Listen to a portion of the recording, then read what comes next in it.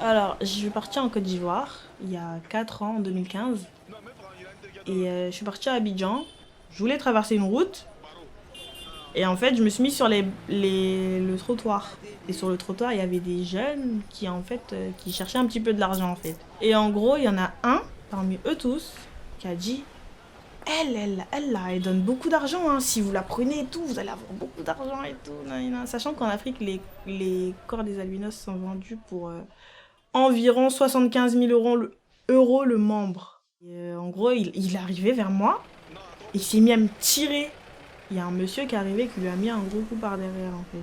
Il est tombé, et du coup, bah, moi, je me suis enfuie. Et après, j'étais un petit peu traumatisée. Parce que, genre, pendant 3 heures, j'étais choquée. Il m'a vraiment, limite, arraché la peau. Arraché le bras, limite. Tellement il m'a tiré. Ça veut dire qu'au jour d'aujourd'hui, s'il m'aurait pris, j'étais plus ici. C'est vrai un peu. Ça filme là? Ouais, ça filme. Oh, j'ai oublié.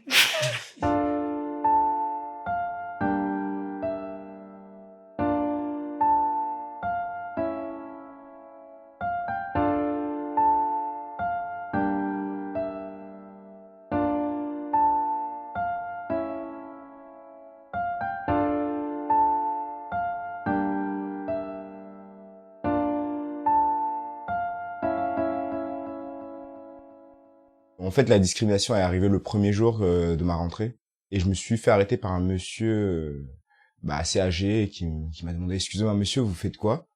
Donc du coup, je me suis rendu compte plus tard que c'était le directeur. Je lui disais «Je rejoins je rejoins les cours, j'ai été pris en BTS Banque» et il m'a dit «Ah oui, ça va pas être possible monsieur. Enfin, les dreads c'est pas possible en banque». Il m'a dit «Vous êtes pas présentable monsieur. Est-ce que vous avez déjà vu un rasta banquier?» Bon, j'en avais jamais vu. Et là, il a terminé sa phrase en me disant, vous avez 2 semaines pour voir, soit vous coupez les dreads et vous restez à OBTS Bank, soit vous trouvez autre chose parce qu'on ne pourra pas vous garder. On me demandait, moi, si j'étais homosexuel, on me demandait si j'aimais les garçons, on m'insultait de PD, de tout ça. Et on a commencé à me coller une étiquette de gay. Moi-même, je me suis mis cette étiquette et pendant très longtemps, je me suis juste considéré comme juste un gay, quoi. Je me suis pas dit, je suis un être humain, je me suis dit, je suis un gay, j'ai cette étiquette, c'est moi. Pourquoi est-ce que l'amour entre deux hommes ou deux femmes serait-il différent de l'amour entre une femme et un homme?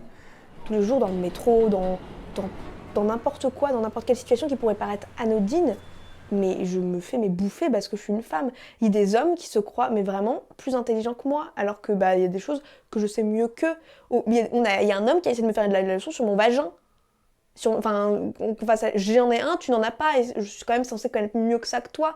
Et non, non, monsieur, vraiment, essayez de m'expliquer comment ça marche, mais enfin, au bout d'un moment, non. Enfin, et c'est vraiment comme ça au quotidien où les hommes se croient tout permis, les hommes se croient plus forts, plus intelligents parce que je suis une femme, parce que voilà, parce qu'il y a des choses que je ne dois pas me permettre parce que je suis une femme. Et je suis pas d'accord sur ça parce que pourquoi, tout simplement, pourquoi je devrais être comme ça, pourquoi je devrais subir ça, juste pourquoi.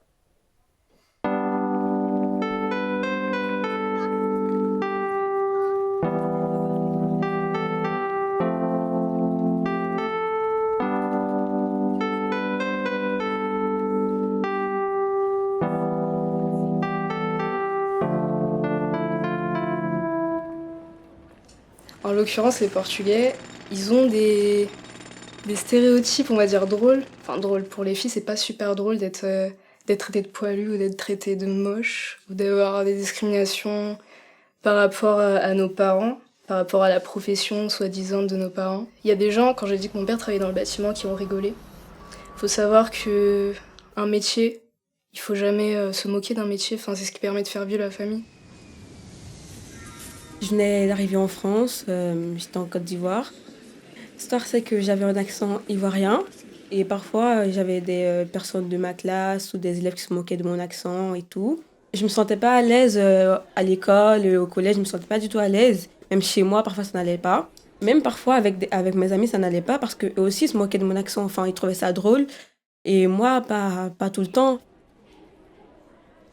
Je me suis fait opérer parce que je suis née avec une malformation, une fente labiale. Ça fait que j'avais les deux lèvres ouvertes.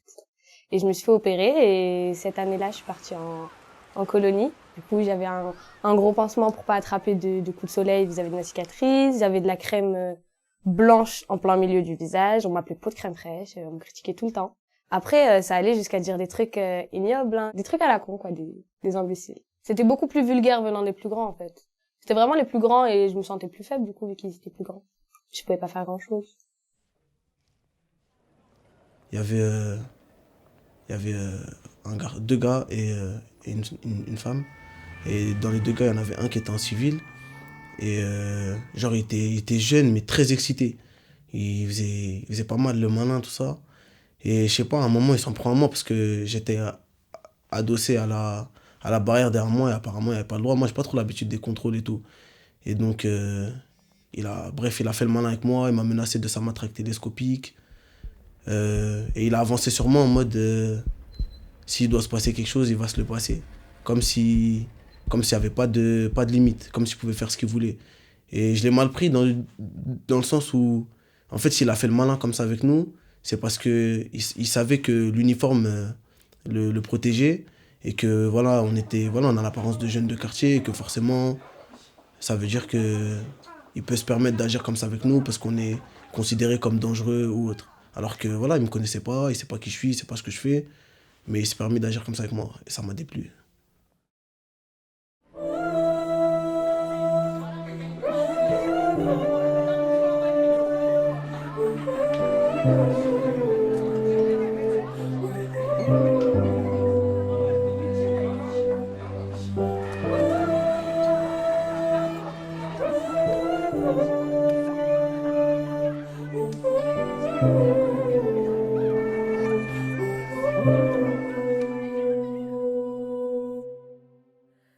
Moi, déjà, je me suis toujours sentie comme tout le monde. C'est en quatrième, je sais pas pourquoi, genre, comme j'étais un peu la seule du collège un peu à être en surpoids, ou même dans ma classe. Du coup, ça lançait ouais, t'es grosse. Ou sinon, un jour, le prof de maths, parce que moi, je bavardais tout le temps, vous me connaissez, et le prof de maths, il m'a dit, oh Céline, c'est bon, tu parles trop, t'es lourde. Après, les garçons, ils ont dit, ah oui, bah ça, c'est sûr qu'elle est lourde. Genre, voilà, genre des remarques comme ça. Ou sinon, sur Snap, ça insulte, tout ça. Voilà. Même dans ma famille, hein. Même mon père, ma mère, ils me disaient tout le temps, non mais là c'est trop, tu vas m'érir. Un jour, mon père, il m'a dit, j'emmène Marc-Caron, c'est mon frère. J'emmène Marc-Caron acheter des habits, mais toi, je te ramène pas parce qu'on sait même pas quelle taille tu fais, et trucs comme ça. Donc voilà.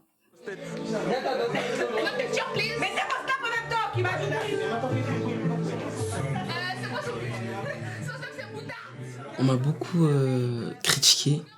En mode, on me disait oui, t'as pas à danser, la danse c'est pour les filles, je comprends pas ce que tu fais dedans, tu danses mal en plus. Un jour, j'étais à une répète de danse, avant je dansais dans un groupe, j'étais à une répète de danse et il y a carrément quelqu'un qui est venu me tirer par le bras pour me faire sortir de la salle en me faisant comprendre que la danse c'était pas pour moi, que c'était pour les filles et que j'avais pas ma place dans cette salle. Et voilà, bah au début ça me mettait mal. Enfin, il y avait même des moments où je disais que j'appelais ma meilleure amie, je lui disais j'ai envie d'arrêter la danse et tout, des trucs comme ça. Et voilà. Avant, j'étais entendante et depuis 1 an à peu près, je suis devenue malentendante suite à une méningite.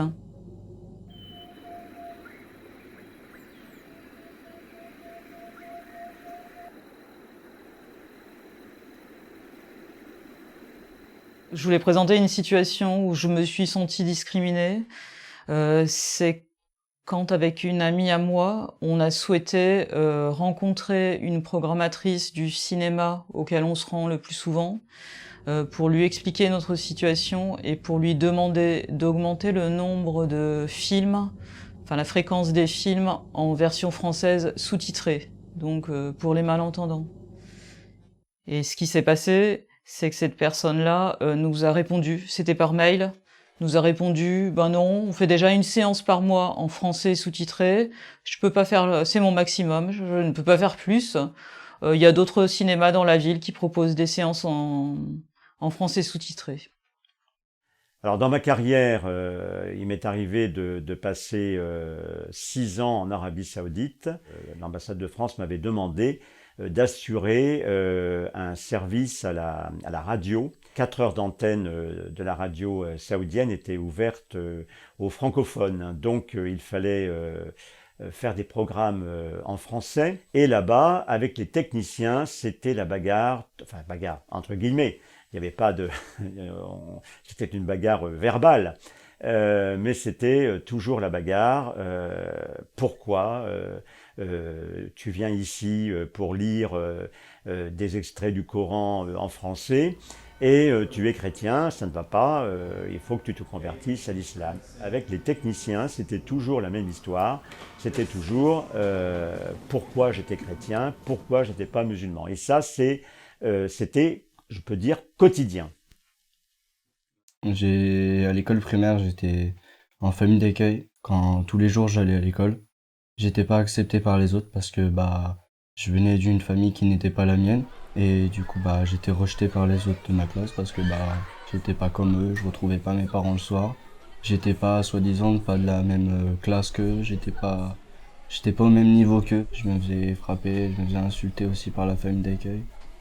Quand je rentrais le soir, les familles d'accueil, je montais dans la voiture, elles me disaient même pas bonjour, elles me parlaient même pas, elles disaient juste de monter.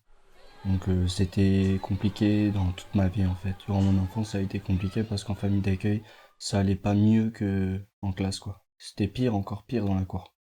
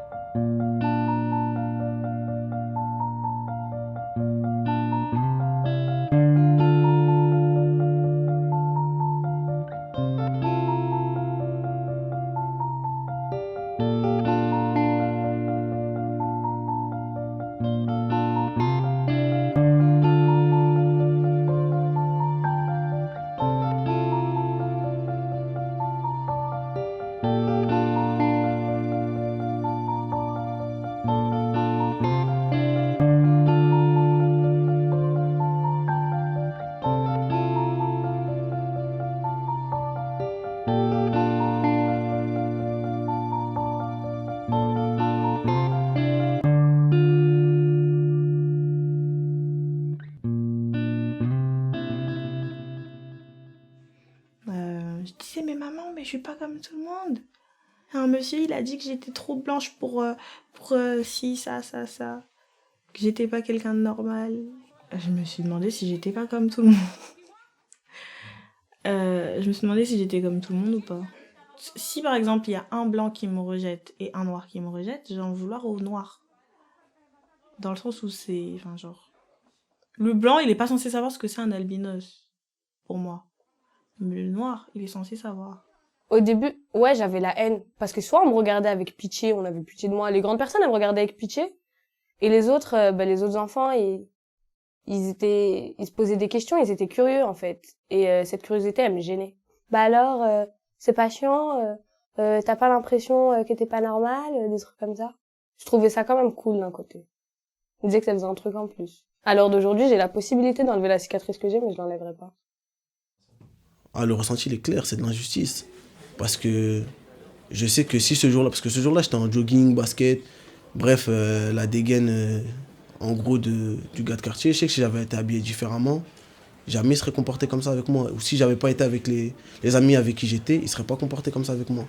Et qui plus est, s'il avait pas d'insigne, si ce jour-là, il était vraiment civil, sans être dans le cadre de son travail, jamais il serait comporté comme ça avec moi. Et ce qui me révolte encore plus, c'est qu'il était tout petit, tout queuse, et que s'il devait se passer quelque chose, en 1 contre 1, ça n'aurait pas été pareil. Hein. C'est comme quand il t'arrive un truc et que, c'est tellement absurde que tu comprends pas pourquoi. Parce qu'en fait, tout le monde sait comment ça se passe la rentrée, hein, c'est le bordel, tout le monde passe de chaque côté et tout le monde sait pas dans quelle salle il est. Et donc tout ce brouhaha, il a pu me repérer moi. et venir me parler, quoi, et me dire ça. Genre, moi, je savais pas d'où il venait ce monsieur, je savais même pas qui c'était au début, donc du coup, j'étais plus surpris et plus en mode, c'est une blague, qu'est-ce qui se passe? Enfin, je comprenais pas tout. Et après, du coup, comme je suis resté une semaine, les jours qui ont suivi, j'ai pu comprendre qu'en fait, non, c'est pas du tout une blague et qu'ils étaient sérieux, quoi. Les hommes pensent que je suis pas capable de faire plein de choses parce que je suis une femme. Alors que je peux le faire des fois parce que, tu ferais gaffe, ce carton, il est un peu lourd, je vais le porter. Parce que je suis une femme. Et ça peut être très con, hein. Mais, c'est lourd, mais ça peut être vachement lourd au quotidien parce que, je sais porter un carton quand même, c'est bon, je sais pas parce que j'ai des bras un peu plus maigres que les tiens que je vais pas réussir à le porter, c'est plein de choses comme ça. On me croit faible parce que je suis une femme, alors que non, pas forcément, je sais faire des choses comme vous, je sais, voilà, je respire, je marche, je parle, enfin, à ce moment-là, je pense qu'on est quand même assez égaux, enfin, pas parce que voilà, il me manque un truc entre les jambes que forcément, je sais moins bien faire des choses que vous. En fait, personne ne savait que j'avais un mal-être. Il n'y avait que moi. Parce qu'en vrai, il y avait avec personne que je me sentais...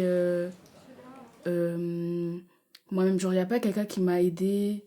Parce que dans ma famille, il me dit je suis grosse. Dans ma classe, il me dit je suis grosse.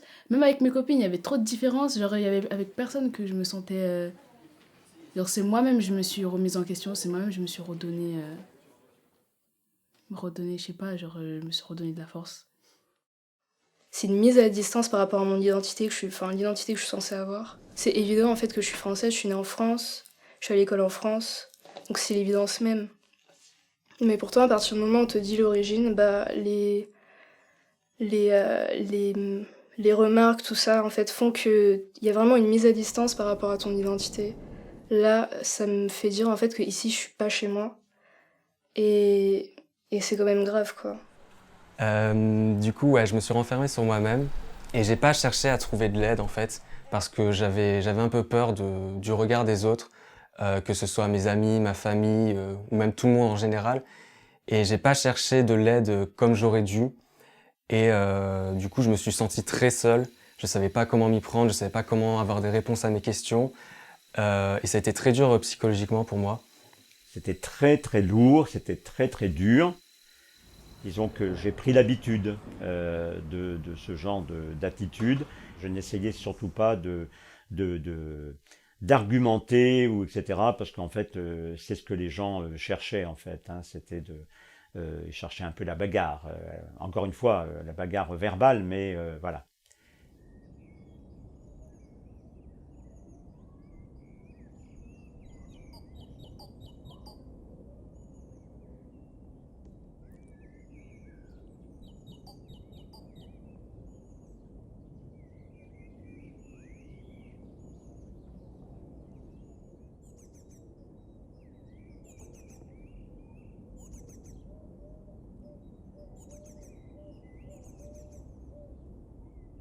Eh ben, je me suis sentie énervée et frustrée et pas reconnue, on va dire, dans la globalité de ma personne. C'est-à-dire que pour moi, je reste une personne, une citoyenne à part entière et j'ai le droit de participer à la vie de citoyenne, la vie culturelle. Et là, en quelque sorte, on me fermait une porte en me disant « bah non, une fois par mois, ça suffit ».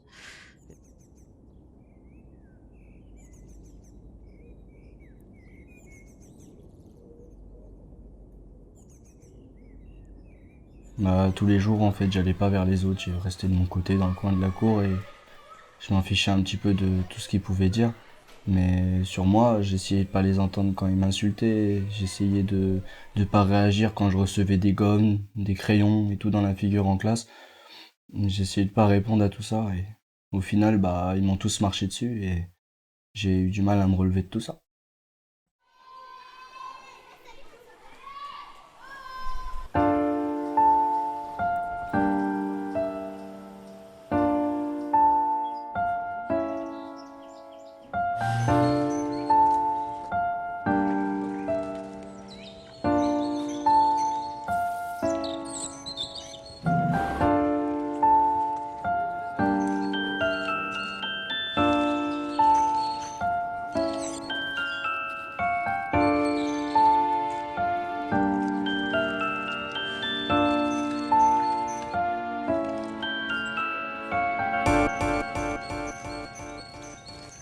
Donc avec le temps, eh bien, les choses se banalisent. Et c'est le temps qui a fait les choses. Hein. C'est le temps. En fait, dans mon entourage, il y a plein de gens qui m'ont appris à ne pas écouter les gens. Avant, je calculais et j'observais vraiment les gens. C'est-à-dire que quand quelqu'un me regardait, je le regardais aussi. Enfin, et maintenant... On ignore complètement, on fait semblant de ne pas entendre ou bien on n'entend même pas. Les insultes, elles ont été moins fréquentes parce qu'en vrai, moi, devant les gens, je montre rien. Tu me regardes, je fais comme si je te vois pas. Enfin, genre, je fais plus le temps. On réalise peut-être pas, mais quand on avoue à quelqu'un qu'on est gay, ou bi, ou trans, c'est quand même une fierté parce qu'on se dit c'est un pas de plus vers l'avant, vers l'acceptation de soi-même. Déjà, j'ai dû assumer ce que je suis, assumer que je venais de la Côte d'Ivoire et que j'avais un accent, enfin, assumer mes origines, quoi. C'est des clichés, c'est pas une vérité générale du tout, du tout. J'essaye d'en rire maintenant que je suis plus âgée. J'assume pleinement mes origines. J'adore mon pays, franchement. Mes 2 pays, parce que j'en ai 2. Et aussi en me faisant des amis et tout, leur raconter mon vécu, ils m'ont donné des conseils et je me suis pas renfermée dans ma bulle, j'ai dû en parler aux autres. Et au final, il y a certaines personnes qui sont venues vers moi, 2, 3, parce que après, au final, après j'ai réussi à monter un groupe d'amis qui étaient là pour moi parce que ils étaient comme moi, ils avaient vécu un passé compliqué. Il n'y a pas de raison qu'on ait une vie entre guillemets diminuée si des moyens sont possibles pour nous rendre les choses accessibles. À partir du moment où je nais, où je respire, où je peux parler, où je ne fais rien d'illégal, je suis au même niveau que vous. Faut pas les mettre tous dans le même panier. Il y en a qui font mal leur taf et d'autres avec qui tu peux rigoler, ça se passe bien, tout ça. Ils sont pas là pour juste prendre la tête. C'est pas parce que vous avez un physique qui ne va pas avec ce qu'ils imaginent que vous n'êtes pas aussi compétent. Donc vous avez tout à gagner en leur prouvant le contraire et en restant vous-même. Si on est sûr de son droit et de sa légitimité, ça vaut le coup de persévérer. Et après, il faut apprendre à avoir confiance en soi, il faut apprendre à s'aimer, il faut être fier de ce qu'on est, il faut pas se rejeter. Aimez-vous, hein, soyez vous-même, ayez confiance en vous. Voilà. Ouais, faut commencer par s'aimer soi-même déjà. Donc voilà.